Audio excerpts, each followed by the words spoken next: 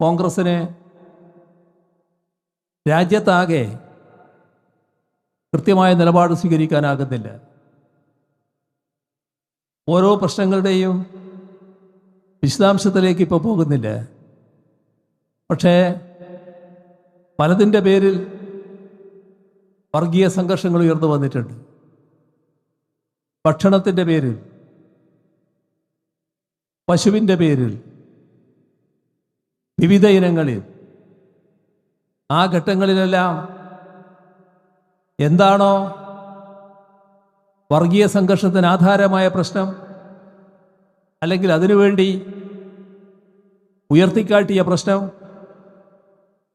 അതിനോട് താദാത്മ്യം പ്രാപിച്ചുകൊണ്ട് പ്രതികരിക്കാൻ തയ്യാറായ കോൺഗ്രസിൻ്റെ വൻ നേതാക്കളെ നമുക്ക് കാണാൻ കഴിയും.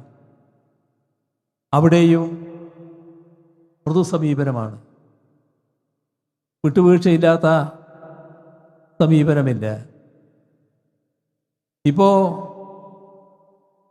കേരളത്തിൽ തദ്ദേശ സ്വയംഭരണ സ്ഥാപന തെരഞ്ഞെടുപ്പ് നടന്നു. പലയിടങ്ങളിലും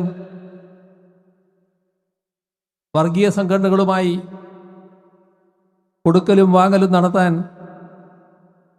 കോൺഗ്രസിനും UDF-നും ഒരു ശങ്കയും ഉണ്ടായില്ല. കുറച്ച് വോട്ട് വേണം, 2-3 സീറ്റ് വേണം, അതിനുവേണ്ടി എന്ത് രാഷ്ട്രീയ ചരിത്രവും കാണിക്കാം എന്ന നിലയിലേക്ക് അധപ്പതിക്കുന്ന UDF-നെയാണ് നാം കണ്ടത്.